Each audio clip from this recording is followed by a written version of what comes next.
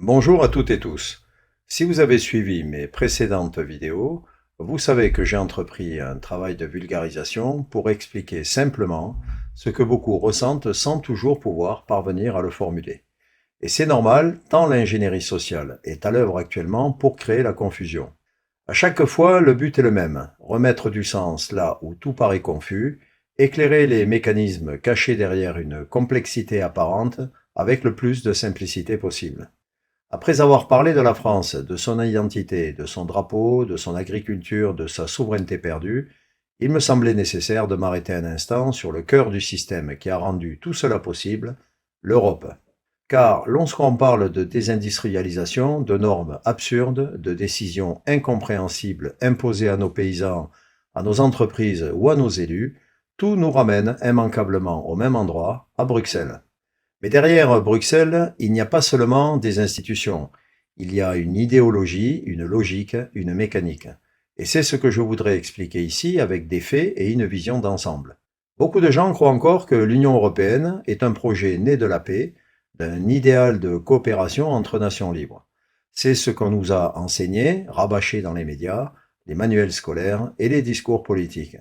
Pourtant, quand on regarde les textes fondateurs, les financements, les décisions prises au fil du temps, on découvre une toute autre réalité, celle d'un projet construit sans les peuples et souvent contre eux. C'est cette Europe-là, celle qu'on ne vous montre surtout pas, et que je veux vous présenter aujourd'hui pour comprendre pourquoi elle n'est plus l'Europe de la paix, mais celle de la guerre et de la soumission. Tous les citoyens de moins de 50 ans n'ont connu que ça. L'euro, Bruxelles, Schengen. Pour eux, l'Europe semble naturelle, inévitable, comme si elle avait toujours existé. Pourtant, l'Europe n'a rien d'un produit neutre. Elle n'est pas née de l'union des peuples, mais de la stratégie des puissants, et ce qui devait être un rêve de coopération est devenu un système de domination. Cette vidéo est une mise en lumière, pas un discours, pas une leçon, mais un regard clair appuyé sur des faits pour que chacun puisse, en conscience, se forger sa propre opinion. Le sujet est immense et pour en saisir toute la portée, il faut accepter d'entrer dans certains détails pour mesurer le niveau d'asservissement et d'esclavage dans lequel nous sommes enfermés et qui s'accélère. En fin de vidéo, comme toujours, nous verrons comment il est encore possible de briser ce joug et de reprendre notre liberté collective. Vous m'excuserez par avance pour la longueur de cette vidéo, à l'image de l'empilement de manipulations, de trahisons et de compromissions qu'il faut remettre en lumière pour saisir l'étendue du désastre.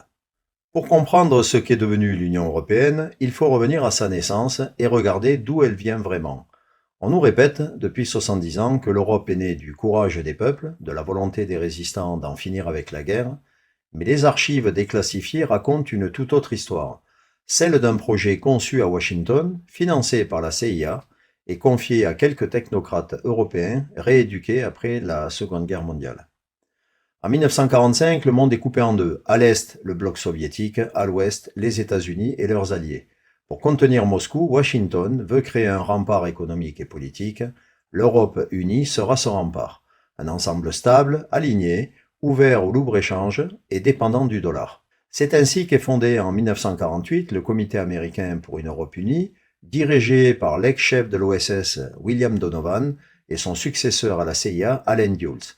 Leur mission, financer les mouvements, partis et syndicats favorables à l'intégration européenne. Chaque dollar du plan Marshall était conditionné, l'aide économique servait à ancrer politiquement le continent dans le camp américain. Les visages présentés comme des pères de l'Europe n'étaient pas des résistants, mais des agents d'influence. Le français Jean Monnet, banquier d'affaires à New York, travaillait déjà pour les réseaux financiers américains. Robert Schuman, ancien ministre de Vichy, fut réhabilité par De Gaulle à la Libération avant d'être propulsé à Bruxelles. Et l'architecte du système, Walter Hallstein, était un ancien officier instructeur nazi, capturé en 1944, puis rééduqué dans le cadre du projet Tournesol du département d'État. 10 ans plus tard, il deviendra le premier président de la Commission européenne. Déjà, ça démarrait mal. Autour d'eux, Adenauer, De Gasperi, Spaak et Bech, tous en lien étroit avec les services américains. Leur Europe n'est pas celle des peuples, c'est une Europe sous tutelle politique, économique et militaire. En 1951, la CECA, Communauté du charbon et de l'acier, met sous contrôle supranational les industries stratégiques européennes.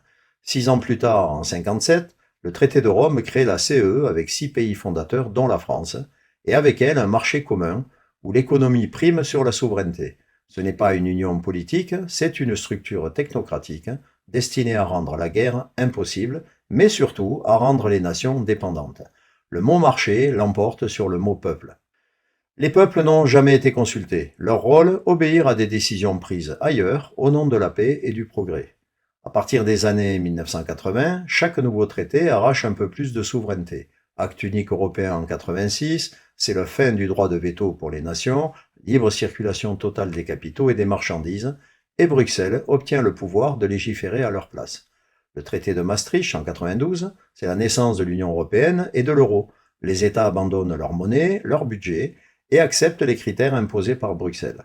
Le traité de Lisbonne en 2007, malgré le non du référendum français de 2005, passage en force par Sarkozy et Barnier du texte imposé par voie parlementaire. Ce jour-là, le divorce entre les peuples et leurs dirigeants devient officiel. Dès lors, l'Union européenne ne sera plus jamais un projet des peuples, mais un projet contre eux. L'euro devait unir les nations, il les a enfermées. Il impose des critères rigides, 3% de déficit, 60% maximum du PIB de dette, qui empêche tout ajustement selon la réalité des pays.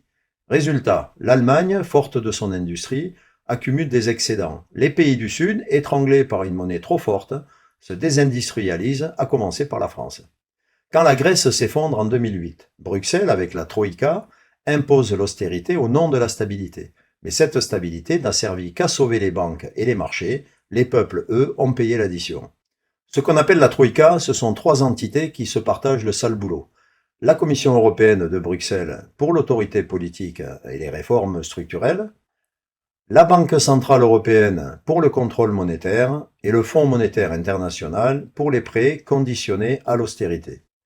La Grèce a été le laboratoire du totalitarisme européen économique. Sous couvert d'austérité, Bruxelles, la BCE et le FMI ont pris le contrôle d'un pays souverain, imposé ses lois et humilié son peuple. Ce jour-là, l'Union européenne a montré son vrai visage, non celui d'une union des peuples, mais d'une banque continentale où la finance commande et les nations obéissent. Vous voyez déjà mieux à quoi nous avons affaire. Au passage, je vous fais une petite digression. Comprenez qu'au vu de notre situation financière actuelle, grâce au Mozart de la finance, nous sommes devenus la nouvelle Grèce puissance 10, et ce qui nous attend est guère réjouissant. Derrière la façade d'un rêve fédérateur, l'Europe a toujours été un instrument de contrôle, un espace administré, piloté par des technocrates, où la souveraineté nationale est perçue comme une menace, et les peuples soigneusement tenus à l'écart. Et chaque crise, qu'elle soit monétaire, sanitaire ou énergétique, sert de prétexte à renforcer ce pouvoir central. Les 6 pères fondateurs n'étaient pas des résistants, mais des hommes alignés sur Washington. Loin d'un idéal de paix, ils ont bâti une Europe sous tutelle, une Europe née non d'un élan populaire, mais d'un calcul stratégique. Pendant plus de 70 ans, on nous a parlé de construction, de solidarité, de progrès commun, mais à mesure que les traités s'enchaînaient, une autre Europe se dessinait. Une Europe où les peuples obéissent sans être consultés, pendant qu'une minorité de technocrates non élus décide à leur place, impose et punit. C'est cette origine-là que les manuels ont effacée, et c'est cette origine-là qu'est née l'Europe d'aujourd'hui, celle des lobbies, des banquiers et des commissaires non élus. À Bruxelles, on parle du cœur battant de l'Europe, mais ce cœur ne bat pas pour les peuples, il bat au rythme des intérêts financiers et des grandes multinationales. Aujourd'hui, la capitale européenne concentre plus de 25 000 lobbyistes, représentant plus de 12 000 groupes d'influence, banques, pharma, énergie, agroalimentaire, numérique, armement. C'est autant, voire davantage, que le nombre de fonctionnaires de la Commission européenne seule. Ces groupes ne se contentent pas de proposer des idées, ils rédigent les textes de loi que les États devront appliquer. Et dans 80% des cas, ces propositions sont adoptées sans modification majeure. Les élus votent, mais les lobbies écrivent. Mais comment, concrètement, ça fonctionne? Vous allez voir, c'est à peine croyable. C'est là que se cache le véritable tour de passe-passe européen. Officiellement, seule la Commission européenne a le droit de proposer des lois. Ni le Parlement, ni les citoyens, ni les États ne peuvent en déposer. Mais dans les faits, ce sont les lobbies qui en dictent le contenu. Avant même qu'un projet de loi voie le jour, la Commission ouvre de prétendues consultations publiques, des réunions où les multinationales, les cabinets d'avocats et les groupes de pression soumettent leurs études, leurs chiffres, et leurs recommandations. Et comme ces sujets sont complexes, énergie, numérique, santé, finances, les fonctionnaires européens reprennent souvent mot pour mot les documents fournis par ces acteurs privés. Les directions générales de la Commission, les DG, estimées entre 30 et 35, deviennent alors de véritables bureaux de rédaction externalisés. Les textes sont estampillés Commission européenne, mais son ADN appartient aux grandes entreprises.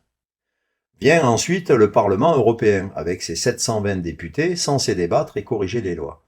Mais là encore, les lobbies sont déjà prêts. Ils fournissent aux députés et à leurs assistants des amendements clés en main.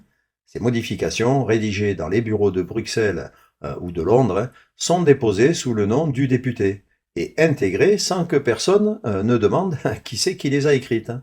Au final, comment vous le dire simplement? La Commission propose, le Parlement valide et les lobbies décident, les élus votent et les peuples obéissent.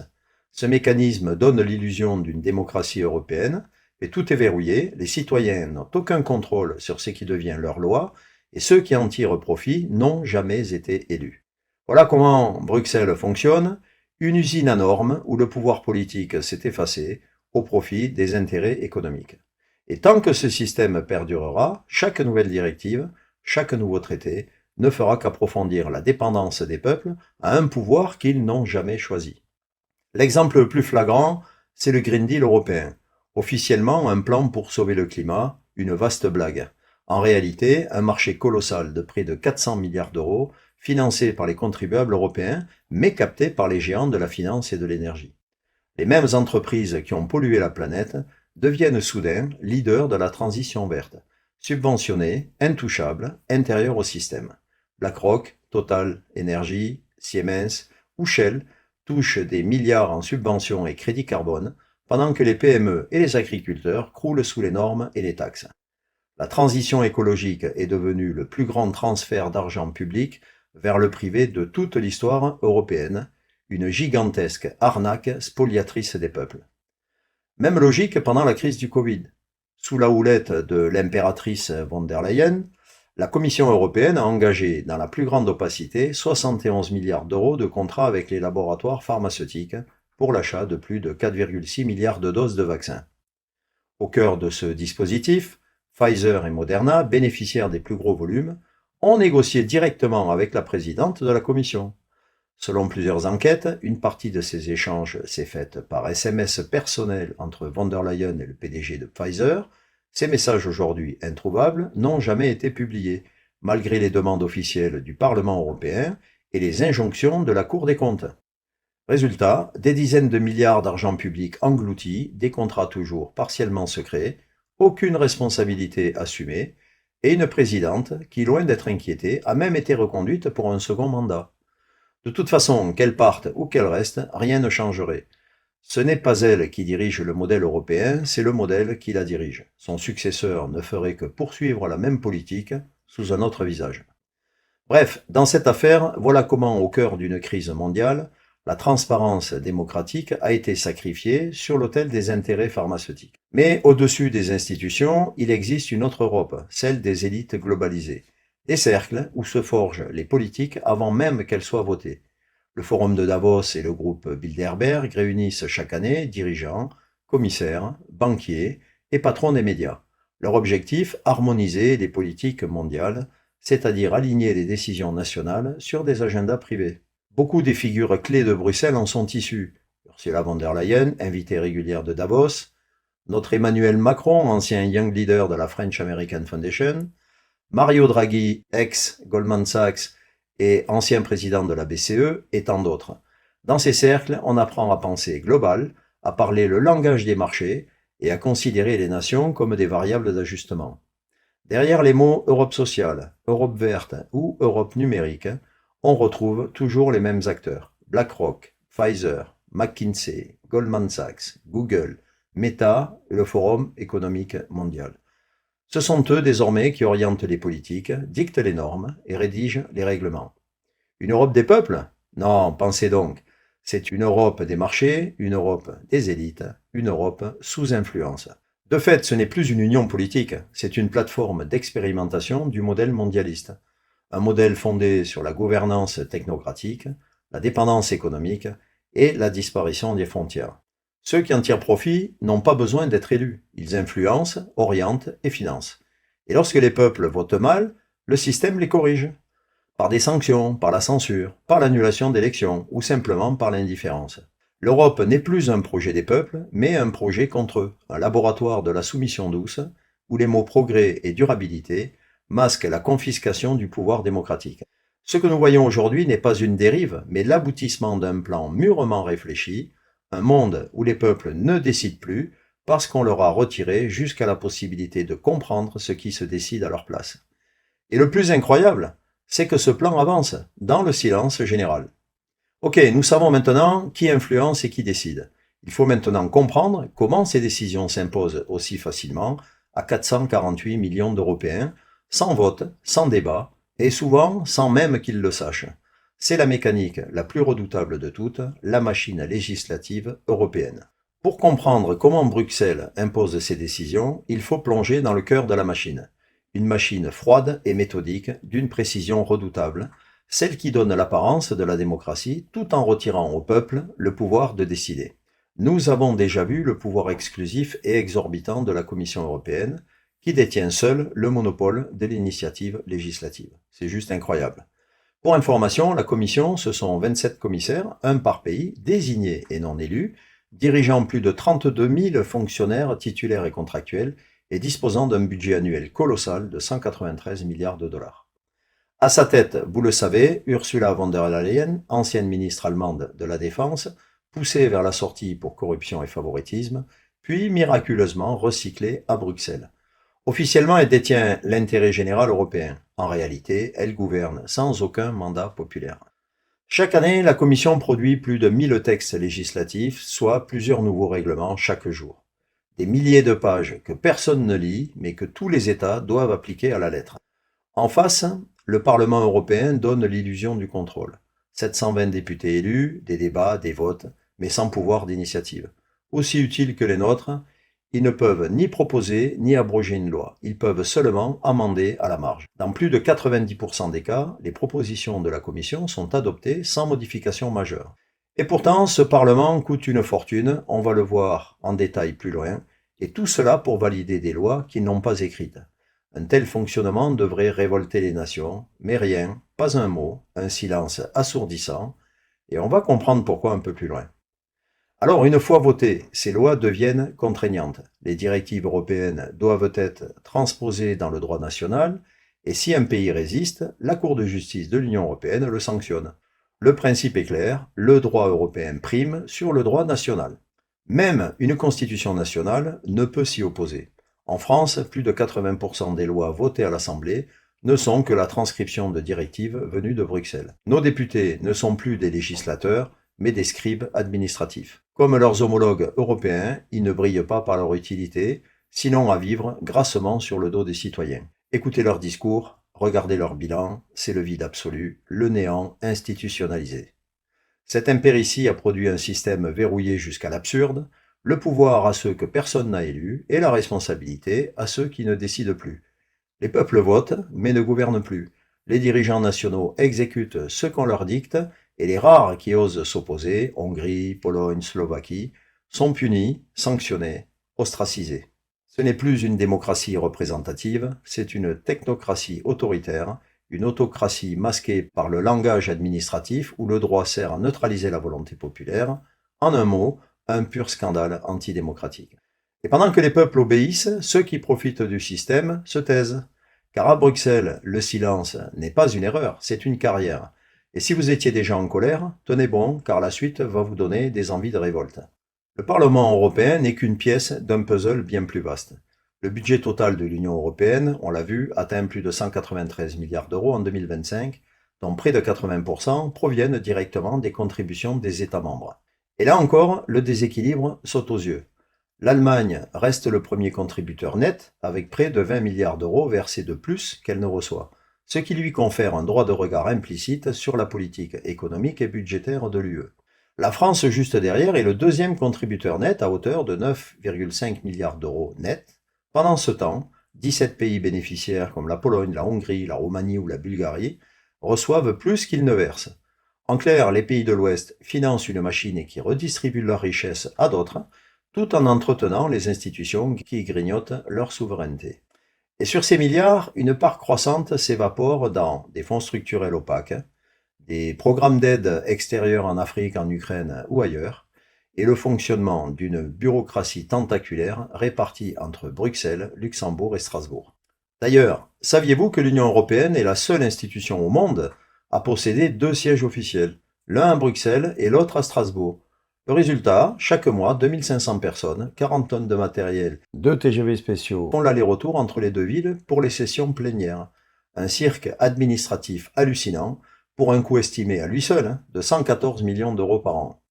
Et ce n'est qu'un exemple de gabegie parmi tant d'autres.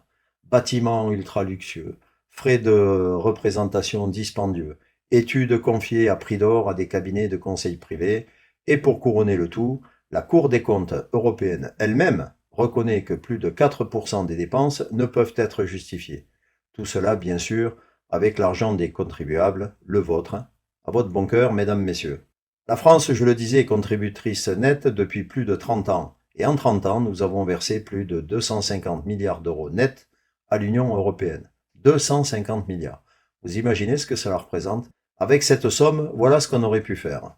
Soit refaire l'école de la République, rénovation des 45 000 écoles primaires, refonder entièrement l'hôpital public, 1000 hôpitaux modernes et recruter 400 000 soignants, relancer les infrastructures, réseau ferroviaire, ponts, tunnels et routes, soutenir le monde agricole qui en a bien besoin en garantissant par exemple un salaire minimum à chaque agriculteur, ou encore redevenir totalement souverain sur l'énergie, 20 réacteurs nucléaires EPR2 avec 100 000 emplois industriels créés dans les filières vertes.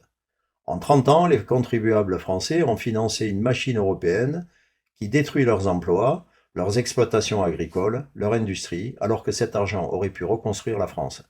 250 milliards d'euros, c'est le prix de la souveraineté perdue, de la dépendance et du silence. Et en retour, qu'avons-nous obtenu? Une désindustrialisation accélérée, une agriculture étranglée par les normes et la concurrence déloyale, une capacité de décision réduite à néant. Mais rassurez-vous, l'Europe, dans sa grande bonté, nous a offert le bouchon qui reste accroché à la bouteille et le chargeur universel pour les téléphones portables. Formidable bilan pour 250 milliards d'euros. Plus sérieusement, en finançant cette Europe, les Français paient pour leur propre effacement. Leur argent entretient une bureaucratie qui ne leur rend plus de compte, une Europe opaque qui prêche la transparence, mais qui ne supporte plus la contradiction. Vous pensiez avoir tout vu? Attendez, car après avoir compris comment l'Europe dépense votre argent, vous allez découvrir qui s'en met plein les poches. Et là, accrochez-vous. La question que la plupart se posent, c'est pourquoi si peu d'élus dénoncent ce système? Pourquoi presque aucun député européen ne s'indigne, alors qu'il voit chaque jour la dépossession des peuples s'accentuer? La réponse tient en 3 mots, une règle des 3 C en quelque sorte: carrière, confort et complicité, que je requalifierai en 2, haute trahison. Le Parlement européen, ce n'est pas une arène politique, c'est une cage dorée, un lieu où le confort a remplacé la conviction. Imaginez, chaque député reçoit un salaire brut de 10 075 euros par mois, soit environ 8 000 euros net après impôt européen. S'y ajoute 4 950 euros d'indemnité mensuelle versée sans justificatif. Chaque jour de présence à Bruxelles ou à Strasbourg, en session ou en réunion, rapporte 350 euros supplémentaires, soit 5 250 euros par mois pour 15 jours de session. Il suffit juste de signer la feuille de présence le matin. Mais attention, ce n'est que la mise en bouche. Les voyages sont remboursés intégralement, y compris 24 allers-retours par an en classe affaires. Chaque député dispose d'un budget mensuel de 28 700 euros pour payer ses assistants et ses collaborateurs. Et lorsqu'ils quittent leur siège, ils reçoivent une indemnité transitoire équivalente à 1 mois de salaire par année de mandat, avec un minimum garanti de 6 mois. Un député qui part après un seul mandat touche entre 60 000 et 80 000 euros, même s'il retrouve immédiatement un poste ailleurs. Je m'abstiendrai de parler des augmentations scandaleuses régulières de leurs indemnités sous couvert de compensation de l'inflation. On estime malgré tout, raisonnablement, que les salaires des hauts fonctionnaires et technocrates de l'UE ont augmenté de l'ordre de 15 à 25% depuis 2020. Attendez, ce n'est pas fini. À 63 ans, les eurodéputés peuvent prendre leur retraite avec 3,5% du salaire de base par année de mandat, plafonné à 70%. 10 années à Bruxelles suffisent donc pour percevoir plus de 3 500 € par mois à vie, avec une cotisation personnelle ridicule, le reste étant financé par les contribuables européens. Et ces retraites peuvent se cumuler avec celles issues d'autres fonctions nationales. Chacun appréciera au moment d'une énième réforme de nos retraites. Aucun régime en Europe n'offre un rapport aussi scandaleux entre cotisations et pensions. Voilà pourquoi si peu d'élus remettent le système en question et détournent le regard face au scandale. Le confort achète le silence. Le coût d'un député français tout inclus est estimé à 1 million d'euros par an, celui d'un député européen à 3,2 millions. On comprend mieux pourquoi l'omerta règne chez les députés à Bruxelles. Car à Bruxelles, tout se paie, surtout l'obéissance. Le Parlement européen se vante de représenter le pluralisme politique.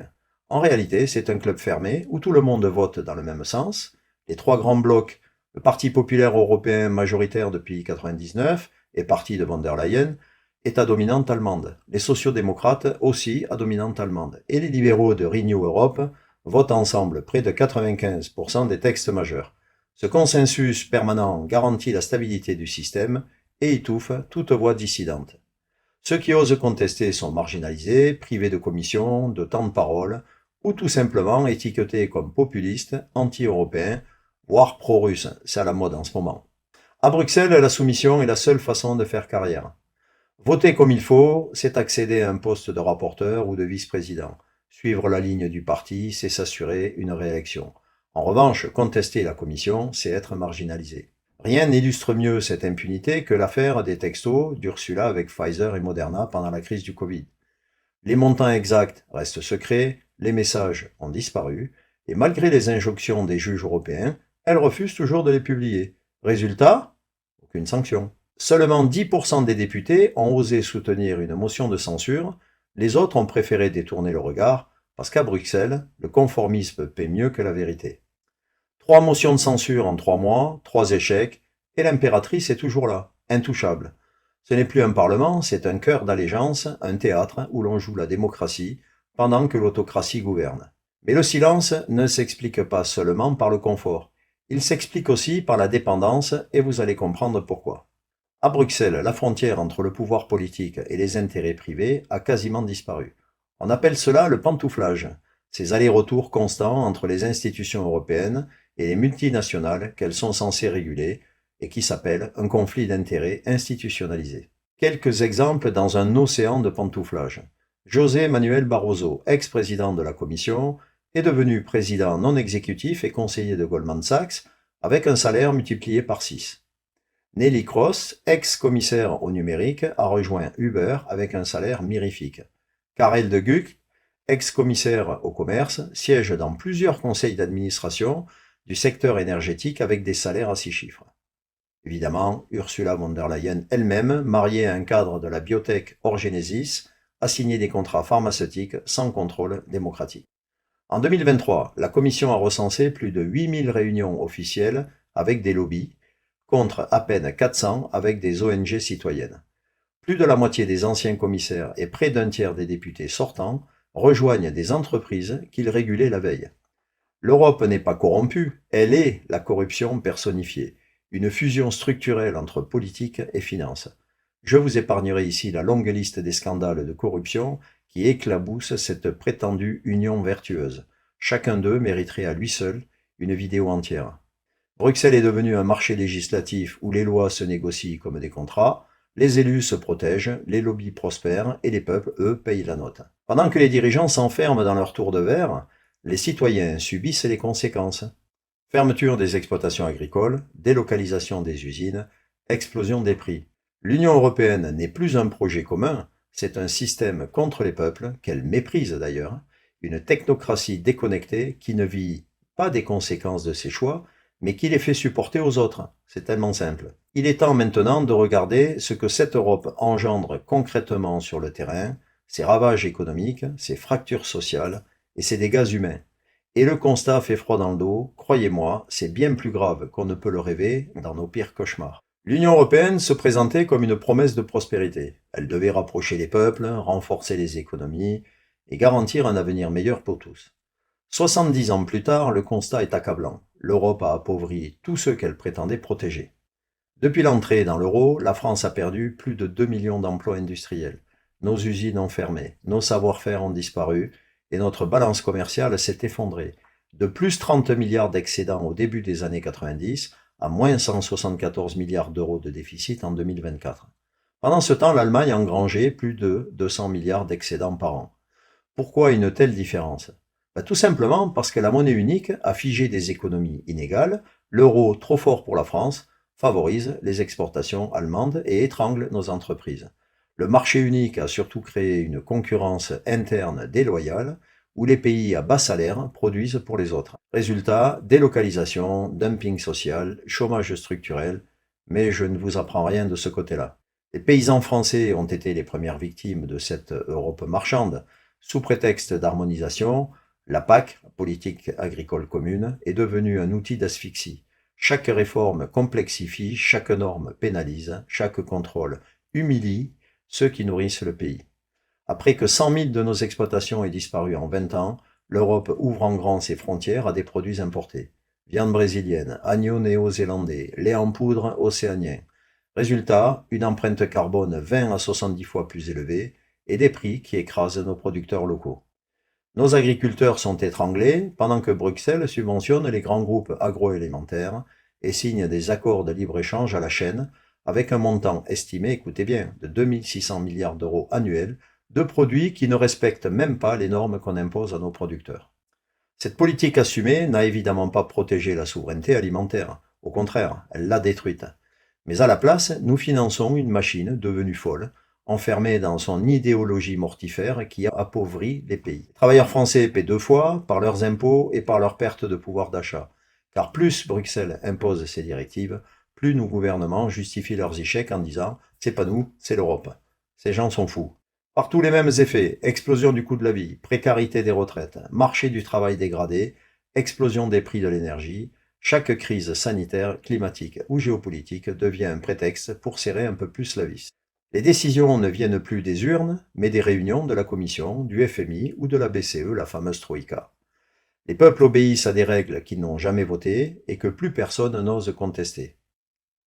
Et comme si cela ne suffisait pas, ils ont fini par nous retirer le dernier symbole de la souveraineté, nos frontières. En 1985, sous le nom séduisant de Schengen, quelques dirigeants ont signé un accord, encore une fois, sans rien nous demander, qui a tout effacé, les postes frontières, les contrôles, la responsabilité des États. On nous a dit, c'est la liberté de circuler. En réalité, c'était la liberté de nous envahir. Depuis, tout traverse l'Europe sans frein, les capitaux, les produits importés, la main-d'œuvre surexploitée et les flux migratoires qu'aucune nation ne maîtrise plus. Rien que la seule dernière décennie, ce sont environ 26 millions de migrants qui sont entrés en Europe selon Geopolitical Intelligence Services Reports. L'Union européenne impose ses quotas, condamne ceux qui refusent et punit ceux qui tentent de reprendre le contrôle de leurs frontières. L'immigration massive, qu'elle soit légale ou illégale, est devenue un instrument idéologique et politique. On la subit, on ne la décide plus. Et pendant que Bruxelles prêche la solidarité à coups de décret, ce sont nos villes, nos campagnes, nos services publics et nos forces de l'ordre qui encaissent le choc. Car à force d'imposer sans concertation, on a créé un climat de tension et d'insécurité croissante que plus personne ne veut nommer par peur de déplaire à l'Europe. Ce n'est plus la liberté de circuler, c'est l'obligation d'accepter. Schengen devait rapprocher les peuples, il les a divisés. Il devait ouvrir les routes du progrès, il a ouvert celles du chaos. C'est le vrai visage de l'Europe sans frontières, une Europe sans défense et sans repères. L'Union européenne est devenue une forteresse technocratique où les peuples paient, obéissent et n'ont plus le droit de dire non. Après avoir détruit les économies, Bruxelles s'attaque maintenant à la liberté des peuples elle-même. C'est la dernière étape du projet, le contrôle des comportements, la surveillance numérique. Après avoir pris le pouvoir politique et économique, l'Union européenne s'attaque désormais à la dernière frontière, le contrôle des individus. Sous couvert de progrès et de sécurité, Bruxelles met en place les outils d'un contrôle total, numérique, bancaire et informationnel. Une Europe qui ne protège plus mais surveille. Je ne vais pas revenir en détail sur les lois liberticides et les atteintes aux droits fondamentaux, je les ai déjà longuement analysées dans la vidéo 4, Liberté confisquée, réveille-toi France.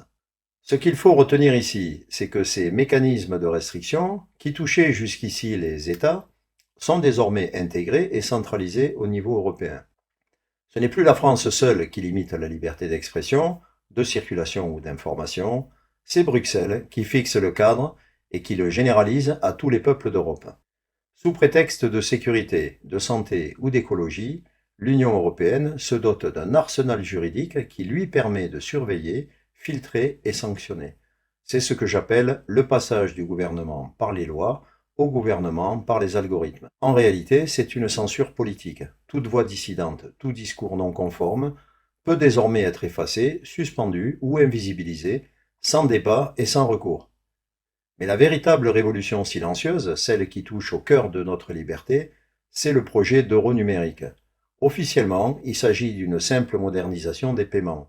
En vérité, c'est une monnaie programmable, contrôlable en temps réel, émise directement par la Banque centrale européenne.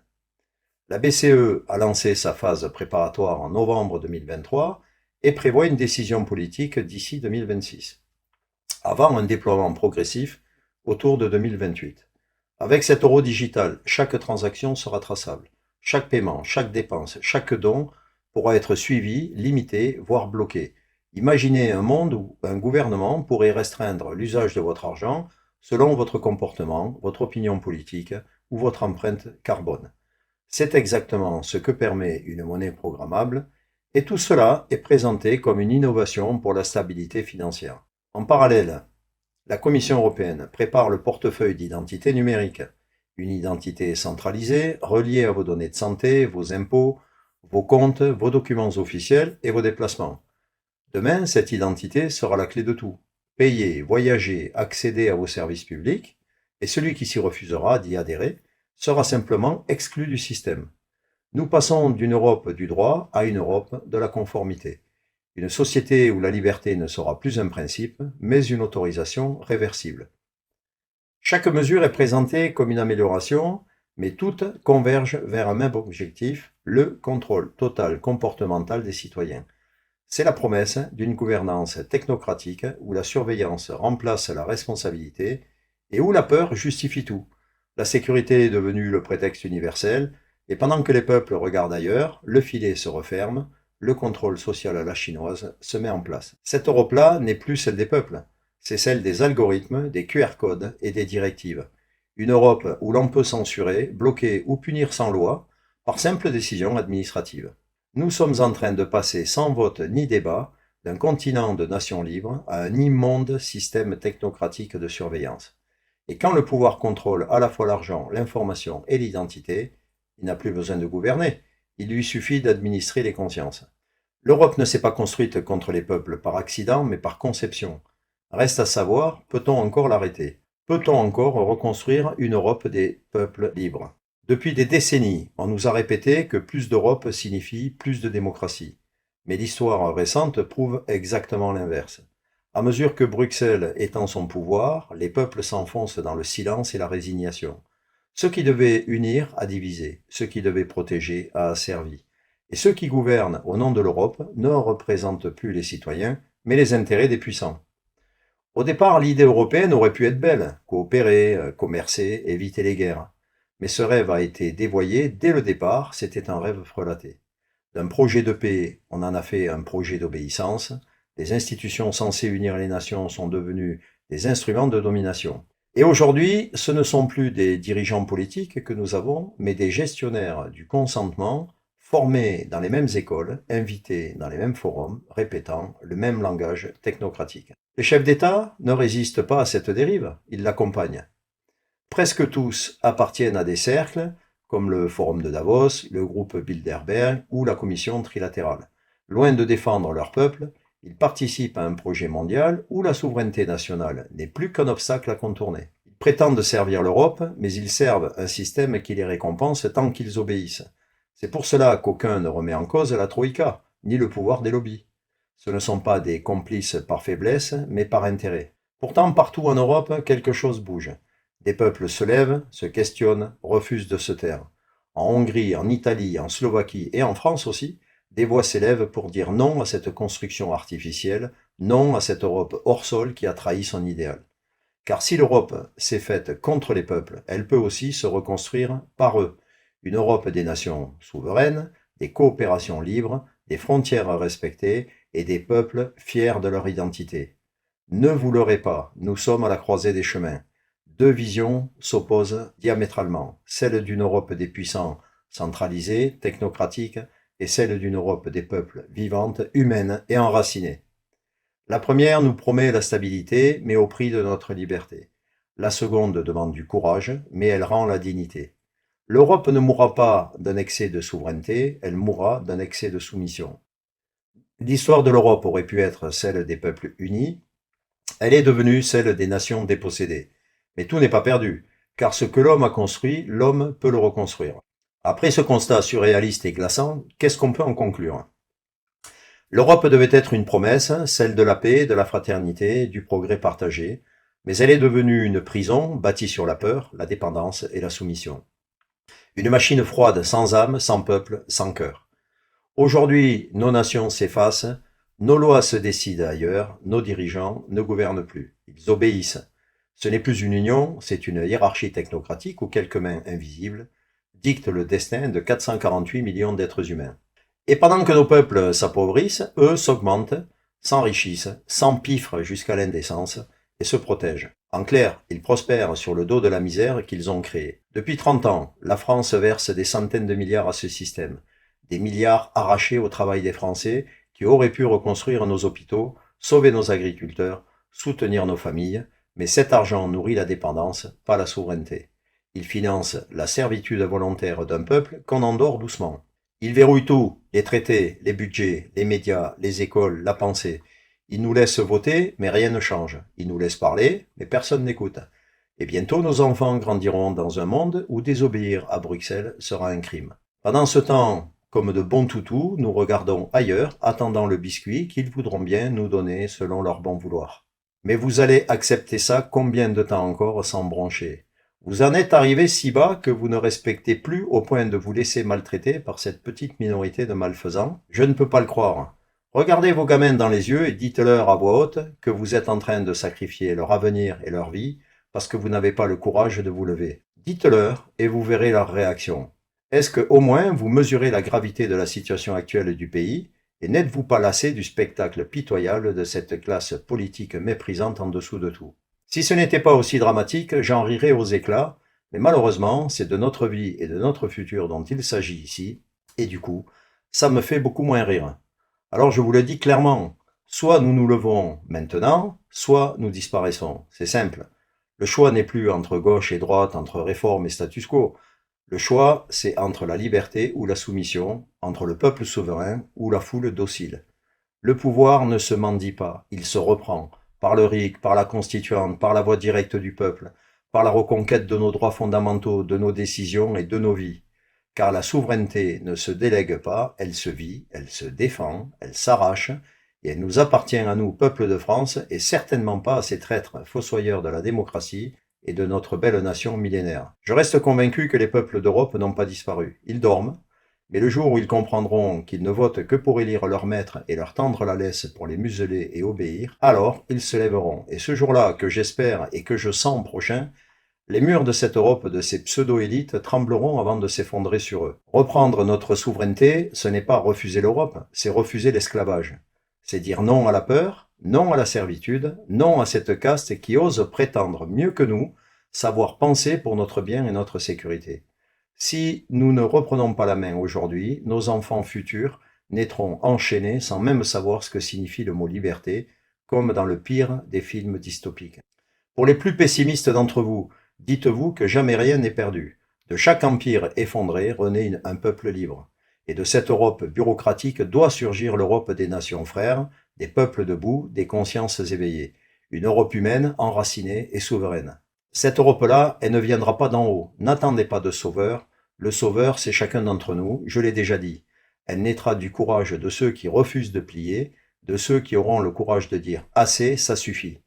À partir d'aujourd'hui, c'est nous le peuple qui décidons. Et ce jour-là, ce ne sera pas la fin de l'Europe, ce sera le début de la libération. Sortez de votre torpeur, de l'individualisme forcené dans lequel on vous a enfermé. Créez du lien, réunissez-vous, échangez, débattez, créez des groupes citoyens. Faites-le savoir, insurgez-vous et ne vous laissez plus faire. Arrêtez d'avoir peur, allez plus loin que les simples likes et pouces sur des commentaires en vidéo, en dessous des vidéos. Il ne tient qu'à vous que ce noble souhait se réalise. Alors bougez, nom de Dieu.